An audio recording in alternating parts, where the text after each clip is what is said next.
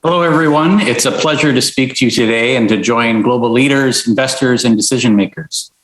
As we all know, the challenges as we battle COVID-19 are global, not just the challenges from a health perspective, but also the significant economic effects of the pandemic. People and governments have faced pandemics before, but not with economies that are so interconnected and interdependent with each other for key products and services.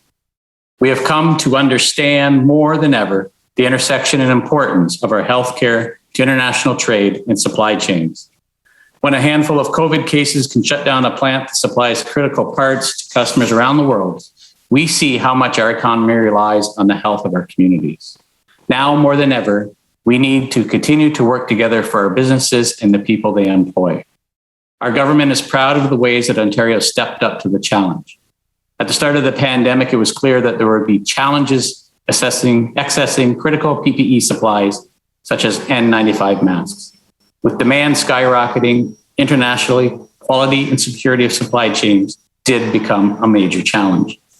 Ontario's businesses pivoted to respond to this need, and where we needed to, we worked with businesses to help them locate key production right here in Ontario. A prime example is the partnership with the federal government when we brought 3M's N95 production to Brockville. The first Ontario-made masks rolled off the assembly line just past April, ensuring a secure supply for our healthcare and frontline heroes during the pandemic. This partnership is one of many examples of how Ontario pivoted to fight the pandemic head-on. We have worked to leverage and to expand our world-class manufacturing sector to meet the demand of PPE and other critical supplies. We've had auto parts suppliers innovate to produce masks, gowns, and even ventilators, key tools in the pandemic fight that we've been used to all around the world. To help businesses make that pivot, we launched a $100 million Ontario Together Fund to support businesses that retooled their operations, developing technology-driven solutions and services to help other businesses open safely. And we created a workplace PPE supplier directory with an up-to-date list of Ontario companies and businesses that are ready to supply PPE. The disruption of COVID-19 has also proven to be a catalyst for businesses and investors to innovate. As businesses were forced to reinvent themselves, many accelerated plans to prepare for the next era of industry and digitalization. Companies that took years to plan for a new manufacturing facility are now doing so in months. They are expecting host jurisdictions to be strong partners, not just in terms of investments, but in terms of guiding them through the processes and approvals to get up and running. To support our recovery from COVID-19, our government created a new investment attraction agency, Invest Ontario, to promote our province as a key investment destination. It's a one-stop shop for businesses and investors to move at the speed of business and drive greater economic growth. This agency will also support domestic firms and attract businesses from around the world. Invest Ontario is focusing on economic recovery, where Ontario has a global competitive advantage, advanced manufacturing, life sciences, and technology. It's a value proposition that will help attract nearly $1 billion investment from Sanofi into a new vaccine manufacturing plant that will be built here right in North Toronto. With the help from our ministry, Sanofi's new state-of-the-art facility, we will meet the growing demand for flu vaccine. It's a major nod to Ontario's existing life science industry and could be a major catalyst for further growth in this area. So I'm excited to see what Invest Ontario will do when it comes to aggressively marketing our province as a place where Sanofi and 3Ms of the world build their next lines of business. They'll do so not just with international investors, but with businesses already who are looking to expand. Last week, the government released its plan to protect Ontario's progress against COVID-19 and build the foundation for the province's recovery and prosperity. Build Ontario is our government's seventh financial update since the pandemic began, and it's part of our plan for recovery driven by economic growth. Ontario will maintain its unwavering commitment to protect people's health, jobs, and communities. By continuing to work with businesses and the manufacturing sector to find innovative solutions, we will beat this virus and come out stronger than ever. Thank you. Hi, good afternoon, everyone, and thank you to our Parliamentary Assistant of Economic Development, Job Creation and Trade, Jeff Yurek. Jeff, to you and all of your colleagues in the Ontario government, Ontario will have proven itself to have effectively managed this pandemic very well on behalf of its citizens. So acknowledge the leadership and thank you for the work that you do each and every day. I'm pleased this afternoon to, along with New York Life, sponsor this plenary session on the connection between healthcare and the economy. The pandemic has served to spotlight issues in healthcare systems the world over, including here in Ontario, and the level of change and disruption is really quite unparalleled. A couple of weeks ago, the Ontario Medical Association launched a prescription for better health in this province, and it draws on the most exhaustive consultation we've ever done in our 140-year history. And I hope that some of you might want to take a look at that. It's on our website at www.oma.org. This afternoon, I'm very excited to have Trevor Daphne, who's our Chief Investment Officer, lead the distinguished panel through some discussion and dialogue on health and economy. And with that, I'm looking forward to the session, and I'll pass it over to Trevor. Well, special thanks to Alan Odette and for the great comments from Parliamentary Assistant Yurek. Maybe I'll first start off the conversation by introducing our esteemed panelists. We have Anna Van Pook, who is the Global Head of Healthcare. Anna leads the KPMG Healthcare Network of 5,000 professionals who provide audit, tax, and advisory services to healthcare organizations in more than 55 countries and territories around the world.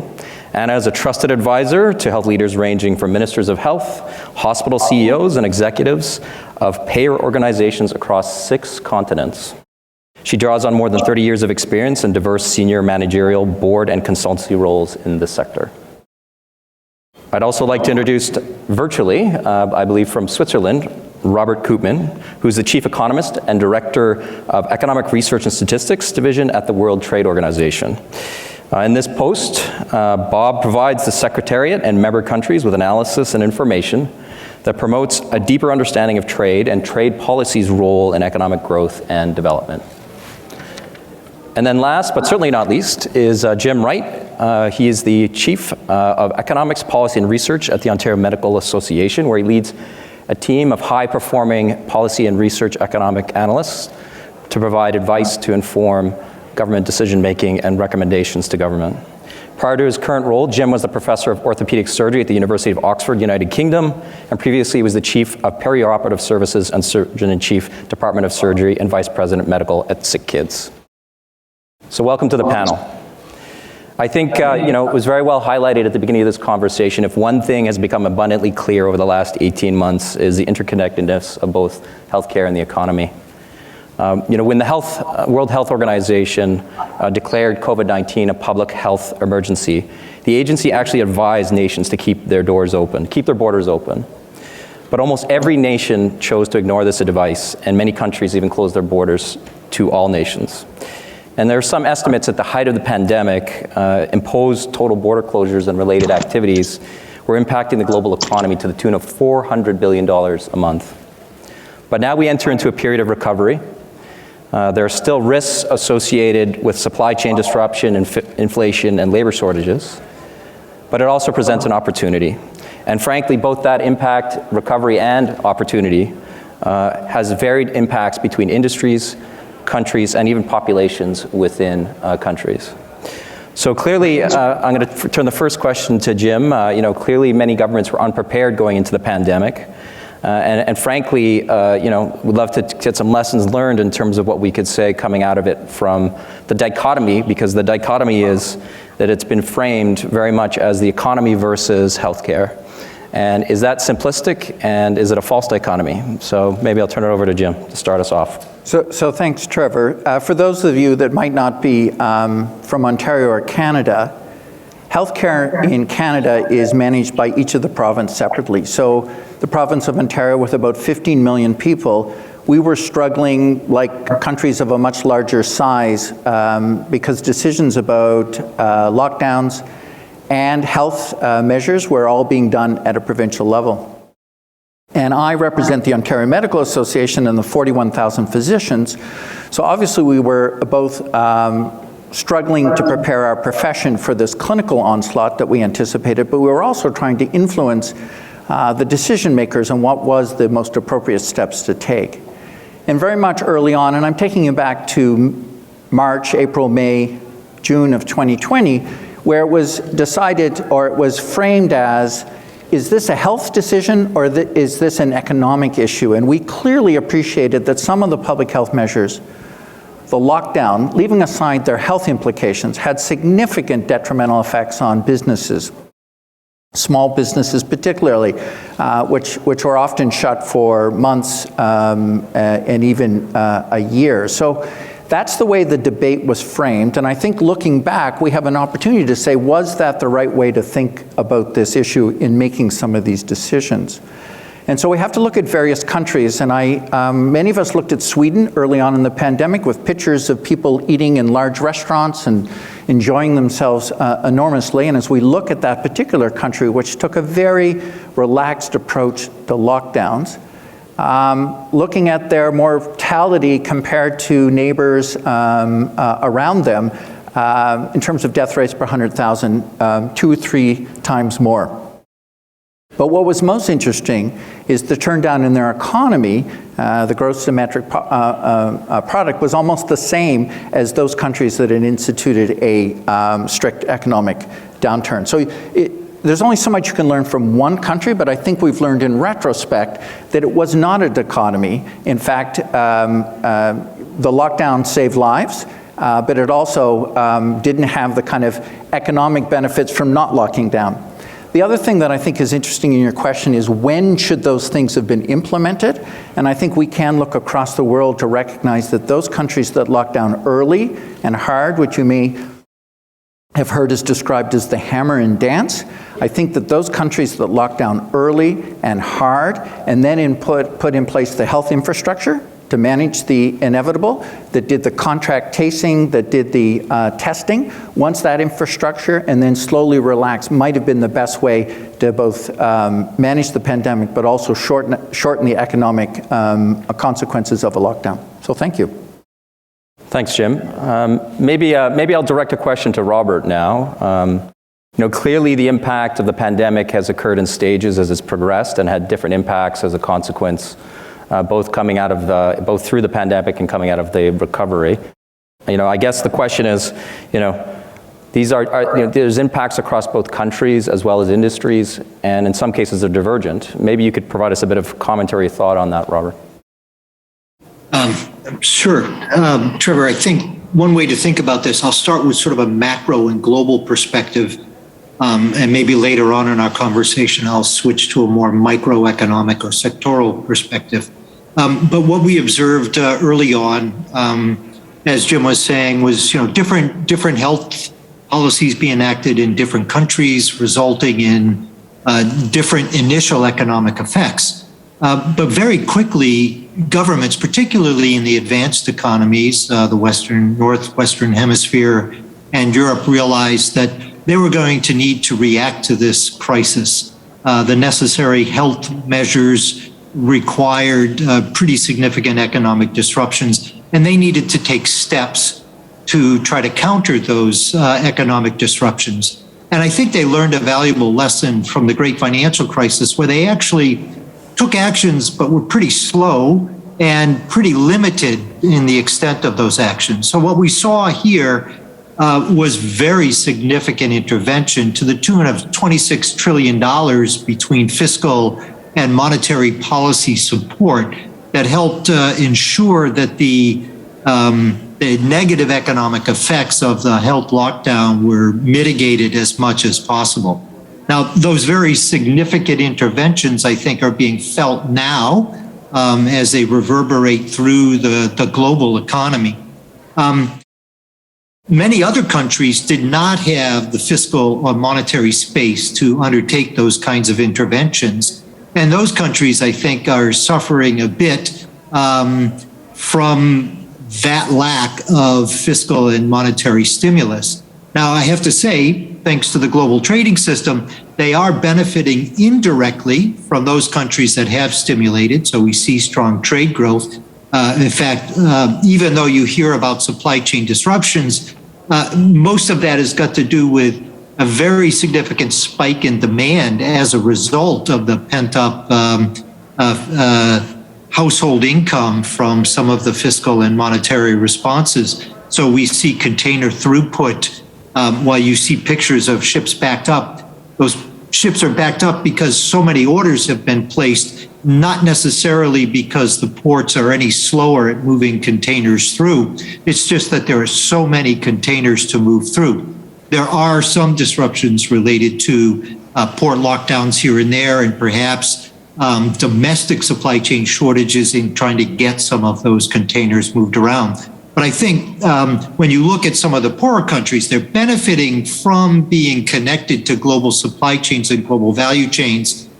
And to some extent, many poor countries benefit from, I think, a different underlying health circumstance for their populations, where perhaps COVID is not having as adverse effects because their populations are younger and have other health attributes that help perhaps them survive a COVID case better than others, but they're still being adversely affected. And we have this major vaccine inequity where the West and the rich world is relatively well vaccinated, but regions like Africa are very significantly under vaccinated. Despite the fact we've had a very, very dramatic, significant increase in the production of vaccines, the distribution of those vaccines not being held up by global supply chains, being held up by the ability of governments to decide how to allocate those vaccines, and many governments keeping an excessive number of vaccines in their domestic economy. And I fully understand the political economy behind those decisions. But as a result, what we see is a pretty significant initial what we call a K-shaped divergent recovery between the advanced economies and lower middle income countries. And going forward, because of that vaccine inequity, we may see a slower recovery in those lower middle income countries as it takes them longer to get their populations inoculated and back into full economic activity. I'll stop there. Thanks. Thanks, Robert. You know, I think that K divergence is definitely applicable on the global side of the equation. I guess maybe my question to Anna would be, when we think about individual populations within borders, there are different outcomes as a consequence of the pandemic based on demographics, based on income rates, et cetera, and the types of work that they do. Maybe you could comment a little bit on those outcomes and what it means for the business community as well. Yeah, I think I would like to start with a statement that we need to realize more and more that health is wealth. And I think all of us were sort of, overtaken by the pandemic, by the speed with which it acted, by the size. But I think actually what the COVID-19 crisis did it unwrapped some underlying problems. And I think these underlying problems have to do with what I would call health inequity. So what we're seeing there is, and that's between borders and that's within borders. What we're actually seeing is that the COVID-19 crisis, if I talk within borders, hit about 3 times as hard in certain populations as it did in other populations. And I very vividly remember a conversation I had with my South African head of health, and I was complaining a little bit about lockdown, and she told me, but lockdown is a luxury. And that's what we need to realize. There are populations who have the sort of triple burden. Their starting health situation was less, so they had a less healthy constitution going into the crisis. Very often, due to the way of, to the sort of work they were doing, they didn't have the luxury of going into lockdown. They had to go out and, have physical contact with a lot of people. And I'm talking about different professions here. And then housing situation is different as well, being in more cramped situations. And that means, and what we're actually seeing is that the number of deaths between different populations, even in the same cities, can differ as much as twice. So that's what we're seeing, is that some populations are much more vulnerable. And I think if we have seen one thing, is that health equity coming out of the COVID-19 crisis, health equity, social determinants of health, are strong on the agenda, need to be very strong on the agenda, because our impression is very much that COVID-19 is very much a sign of the time of what's going to happen when healthcare demand is exceeding healthcare supply in such, in such magnitudes. And we need to be working not only on strengthening our healthcare systems by building more infrastructure or by having more beds. I think we need to start acting much more fundamentally, start acting at that concept of health equity, start acting at the social determinants of health, and start changing there. And by that way, increasing the health of our populations, increasing their ability to participate in society, increasing the resilience of our economies. And Anna, is there a particular role you see that the private sector could play in that development and that approach? Yeah, I think during the crisis we actually saw, and also from the conversations I had in the context of the World Economic Forum, what I really like there is the very strong cooperation between public and private that we're going into. I think everybody is seeing, and Robert Koopman was just referring to the difficulties of vaccine distribution in a number of countries. And I think that this is where we need to start seeing the cooperation between public and private using its capability, using its means to start distributing vaccination in these countries. I remember the CEO of Deutsche Post saying, we will be helping there because we want to create a situation where we get out of the crisis and can start building up our economy again. And I think also in the Western world, we need to start working much more in partnership between public and private. Healthcare, life sciences, healthcare, medtech, government and medtech, technology, retail, that's what the future is. So, at the beginning of the pandemic, my role in the provincial government was one of economic development. Very early in that process, I spent a lot of time trying to secure PPE and other key healthcare goods. That quickly transitioned to, how do we make this stuff here? How do we make the kinds of personal protective equipment, whatever those sort of what I would call light good manufacturing, in order to support the pandemic from a response perspective. And then subsequently it transitioned into, we need to find ways to make sophisticated instruments like ventilators. How do we domestically produce those? How do we turn on the vaccine production tap here in this province and in this country? I think a lot of that was a consequence of the global supply chain network and the fact that things closed down very quickly and the ability to get things out of respective countries. Maybe I'd turn the next question over to Robert around how economies have responded to these healthcare supply chain impacts. Well, thanks, Trevor. Let me just say that I think Anna's points about the granularity and the difference in outcomes across populations has been very, very important. And I'll get to that in a second. But to your initial question here, the response initially by many governments was to lock down. And I think if there's been an important lesson, particularly for WTO members, is they realized that that was a mistake. That very strong political economy reaction of we need to keep everything nearby, close by, helped them come to the recognition that no one country can produce all of this. And I would maybe characterize that a little bit differently. No one country can produce all of this in a reasonably costly way that their societies can carry that burden going forward. So initially, you had WTO members put a number of trade restricting measures in, about 119 at a peak. That's now down to about 45 measures remaining. So most of those measures have been removed. And one big particular measure by a certain member will be removed here any day now, which will allow vaccine exports from a very large producer to get to those countries that need it. But I think there was a recognition that shutting down supply chains didn't work.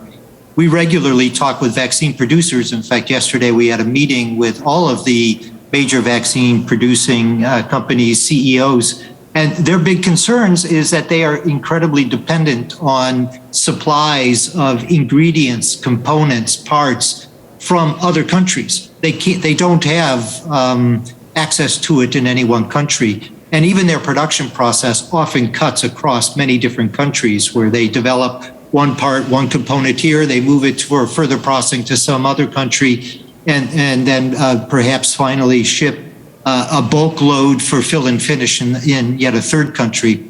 So I think it's very important to realize that open trade has been a very, very important measure in the response to the global crisis. And I would argue that while I would, characterize WTO members' initial reactions as perhaps disappointing, I would say that if you compared them to a case where there weren't the kinds of rules and transparency and restrictions that an agreement like the WTO agreement brings, the countries might have behaved even worse. So I think their recognition that they had to meet these obligations and try to make sure that any measures they put in place were targeted, temporary, and transparent really helped open up those supply chains. Now, let me just very quickly summarize some of the sectoral composition effects that we see. I talked about the big macro stimulus. Well, what was very interesting is because of the granularity in the sectors that were impacted, in-person services sectors were very, very adversely affected. And often, in many countries, those have workers who are not very well paid and may depend on more than one job and may be very dependent on other public services and social services. They were very, very adversely affected, while often high-skilled workers who provided services, intellectual services or high-level services could flip to working from home. So their incomes weren't adversely affected at all. And then what we saw was a big shift of households shifting from spending things on tourism, vacations, going to shows, going out to dinner, to buying goods, which are highly traded. And that led to some of this demand and all those ships you see waiting outside of ports, as some of that demand is still trying to be sorted out through the global economy. That compositional shift has had big implications. And the recovery, I think, and this gets to vaccinations, to get those in-person services back up and running, I think we need to see higher vaccination rates. We need to have constant monitoring for mutations and making sure that we're ready to provide boosters, and the kind of research and development one needs to be prepared for the next kind of pandemic and make sure we take away the important lessons from this one. I'll stop there. Thanks, Trevor. Thanks, Robert. Maybe I'd turn my next question over to Anna, if she had any thoughts in regards to 3 or 4 effective policies governments can consider in terms of thinking about the change in the economy and the impact of healthcare given the pandemic. What is it that governments should be thinking about? We've talked a little bit about the private sector, and let's talk a little bit about what governments should be thinking about. Yeah, if I would give them 3 points, let me tell them what I think they shouldn't be doing. I think just throwing more money at healthcare and thinking that is going to solve the problem is not the right strategy. And that's why I use the word resilient healthcare systems. We need to be creating much more resilient healthcare systems. And that goes down to what I was saying about we need to be looking at where the root cause is of what is stressing our healthcare system when a pandemic strikes. Why are some people so much more affected than other people? And I think the key there is in population health management. What I was saying that in some areas, and actually that's what you're still seeing, is that there's, for example, a 10-year difference in life expectancy between different neighborhoods in the same city or between people of different colors. That's where we need to start working on. So I think instead of only spending money on the care and acute part of healthcare, we need to start spending money on prevention, lifestyles. And that's, I think, a second one. I think that cooperation between public and private is very crucial there. So think about systems where retail companies work together with healthcare to provide medication or to provide what we call nutraceuticals, or where we have infrastructure companies working together or technology companies working together with healthcare to provide healthcare behind the front door instead of people having to go to the hospital. I think that second one is investing in the digital infrastructure. When we see very strongly effective healthcare systems. One of the things that goes behind it all the time, that's a continuous factor there, is a very strong digital and data and analytics infrastructure, which can help you in creating population health management, but which will also alleviate the stress on your delivery system by making from in-person delivery into virtual. And I think the last one is workforce, and I think that goes to a number of factors. It goes to not only paying more or hiring more nursing staff or hiring more medical workers. I think it's also about knowing that you need a mixture. You need more data scientists in healthcare. You need more digital technologies in healthcare. And I was having some conversations these days in Ontario about what the future of healthcare is going to be. And one of the things that we discussed was the stress and the inagility of healthcare systems due to labor regulations. So I think what we also need to start thinking is, create regulations where we can have much more flexibility, agility in the workforce, making that workforce much more resilient to head up to the next challenges that we're definitely going to have. Thanks, Anna. Maybe I'd ask the same question to both Robert and Jim, if you have anything else you'd like to add in regards to that. So I want to kind of go back to what Robert was saying. I think one of the terrible legacies of COVID is the inequity and how it hit vulnerable populations. And the two populations that it hit most harshly were the elderly in long-term care and those in lower socioeconomic social determinants of health.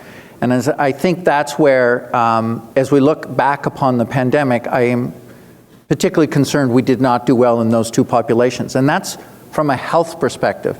But I think it also has huge economic implications in that workforce was differentially affected. They were often living in multi-generational homes. They were often essential workers, and therefore exposed to the virus. They often were more afraid of not going to work if they were sick, because they would then potentially lose their jobs. And as we look to recover, they are also very suspicious of the healthcare. So we have lower vaccination rates, which I think we all agree is an absolutely critical determinant of being able to get back to a so-called more normal way of life. So I think as we look back, unfortunately, that's the legacy. And I think we're still living the legacy of national inequity in vaccine distribution. And I think that's critical for us as a broad society, is to recognize until the entire world is vaccinated, we are going to continue to suffer. Maybe that's a nice segue sort of into what I think is my last sort of set of questions that I think to ask the panel here. And I think we've touched on vaccines, we've touched on the requirements around self-sufficiency. Certainly governments here in Canada, abroad, have taken an approach of we got to be able to build it here. Is economic recovery linked to that self-sufficiency, and more specifically vaccine production? And I'll be direct. I was raised in a world of economies of scale, or how companies make money. If we're taking capacity in manufacturing or otherwise, and we're doling it out based on jurisdiction, doesn't that defeat the purpose of achieving economies of scale? We've got some classically trained economists here. I'd love to hear some thoughts on that. So I'll open it up to the panel on how to maybe answer a couple of those questions. Well, Trevor, I'll take a shot. Sure. So your economies of scale thing is very important, and trade plays a big role in trying to exploit things like comparative advantage. And part of comparative advantage can come from the efficiency gains from economies of scale.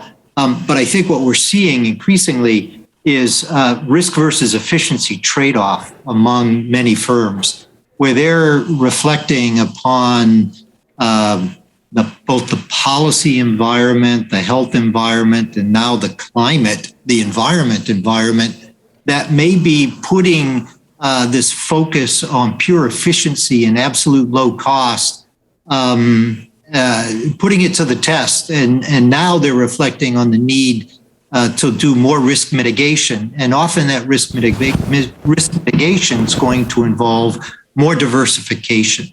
And the way I see this is it's really not so much about reshoring, Trevor, but it's about reorganizing your supply chains and diversifying your suppliers, either geographically or across firms. So they'll be trading off some of that efficiency for this risk mitigating approach. I think you'll also see them increasing inventories. So instead of such a focus on just in time, they'll keep more emergency inventories, and they'll also be thinking about alternative production methods for critical parts and components. There was a great story about firms that had 3D printers to print mock-ups of new products or new component designs for some of their future products.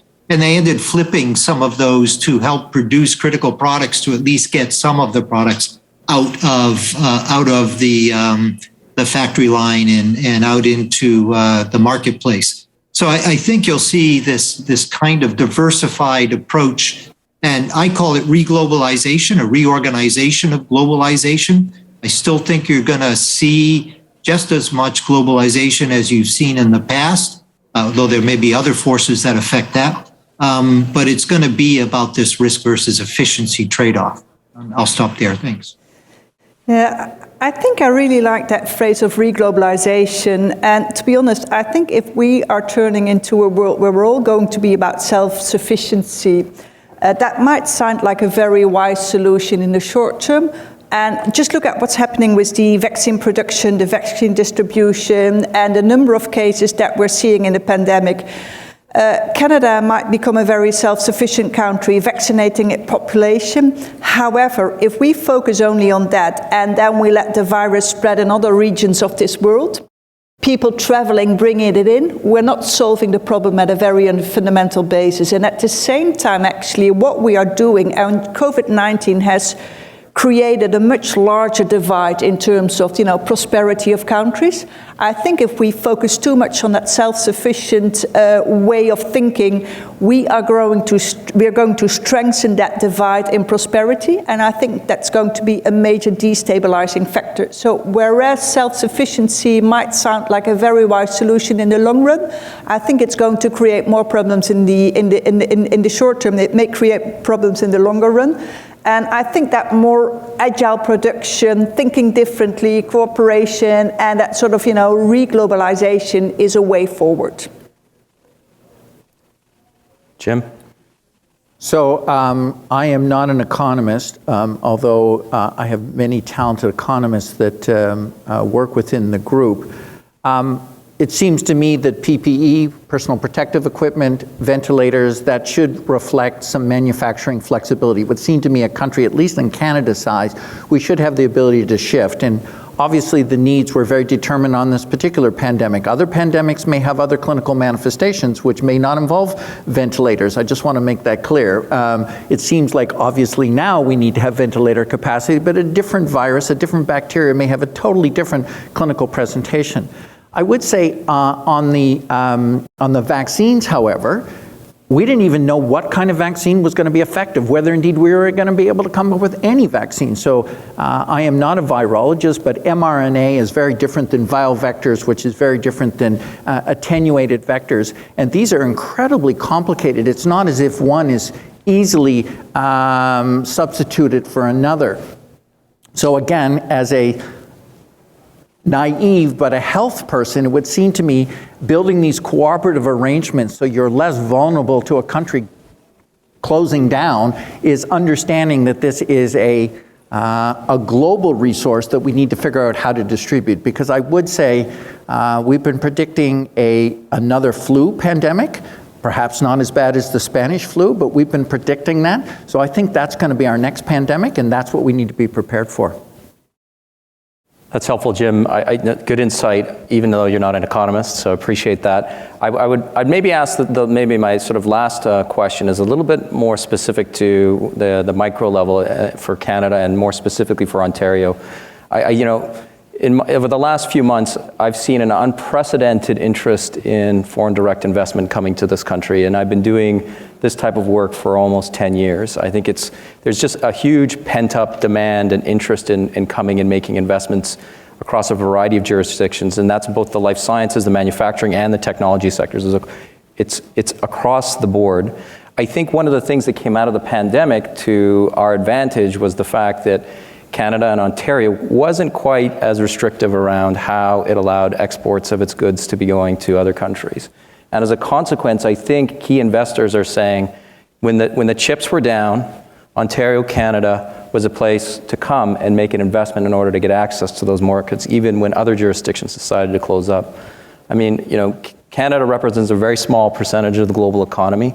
Do you think that there's a sort of a unique opportunity as an outcome of that, as we start to think maybe not just about reshoring, but about a strategy to both maintain equity, as Anna talks about, but also to gain sort of those types of jobs and the prosperity here in the country and the province?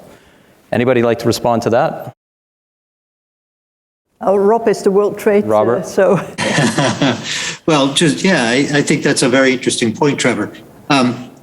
One of the things you observe in economics of trade is that large, rich countries with diverse production often are more easily tempted by this notion that they can do it all.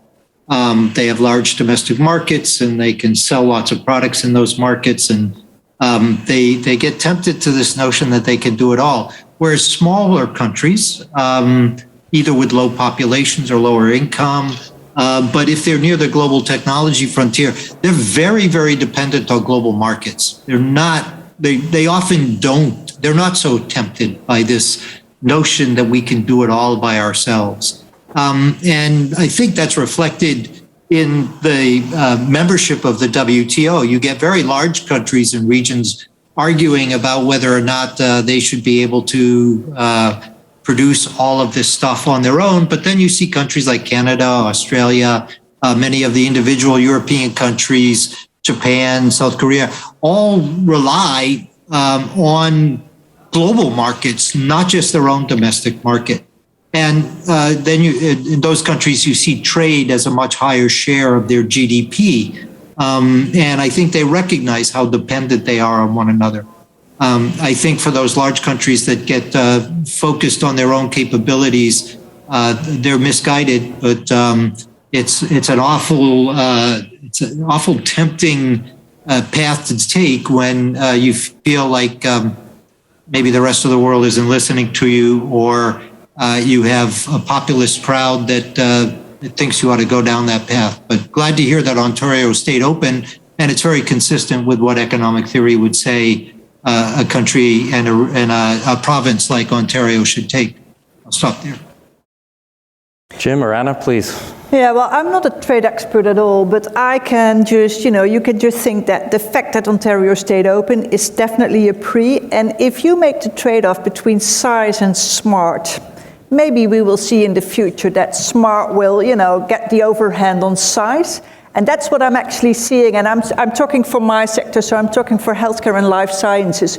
We're not looking for mass production. We're not looking for, we're of course looking for mass consumption, but what we're exactly looking for is smart production, smart delivery, new ways of doing that, being very agile, having the ability to really get down to the micro level in societies to deliver there. So I think if Ontario combines that openness with a very smart economy and a very smart technology innovation, I think that's going to be a key rather than size.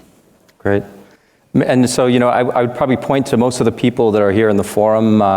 They come from the private sector. We've talked about a number of different elements. As we come up to our last few minutes, maybe I turn it over to the panel. Is there anything else we want to share with the crowd of folks that come from the private sector in terms of perspective from whether it be thinking about opportunities that exist as an outcome of this rather tragic event? But maybe I'll turn it back to the panel for that sort of last question or thoughts. Trevor, I'll take a quick shot at this, if that's okay. Sure. One of the things we observe is global problems, global commons problems that often it's up to governments to solve. The private sector doesn't necessarily have the incentives to do it. And I would say climate change is one of those. The pandemic is another. Inequity might be considered another one. And often it takes public-private partnerships to try to solve those global problems. Government can try to set a regulatory framework or an incentive framework to try to direct the private sector to help us efficiently and innovatively solve these kinds of global commons problems. So I think you're going to see more of this kind of public-private partnership going forward, and it's going to be mission-related efforts to try to solve some of these global commons issues. So I would build on that to say government has an awesome and terrible responsibility to manage the health of their population. But one of the things that I think we did reasonably well and should continue to build on is looking at that the government can't do everything. They need to use their stakeholders, whether that be private sector, professional organizations, is bringing everyone together in a way because everyone brings a unique contribution and as big and as impressive as sometimes government can be, they can't do it all. And I think I really want to play into that. And well, what we sometimes say is that COVID-19 is the mini ice age if we look in terms of crisis when we think about what's ahead of us. And that's all on the environmental challenges that we're facing. And I think COVID-19 has shown us very clearly governments can't be in it all alone. Private companies need to have a responsibility, take that more like you said it, a more activist, mission-driven responsibility. And I think they need to be in it together. So my plea would be here for the private sector is to take that mission, take these mission-critical elements to heart and start cooperating on it. Well, I think we only have 2 minutes left.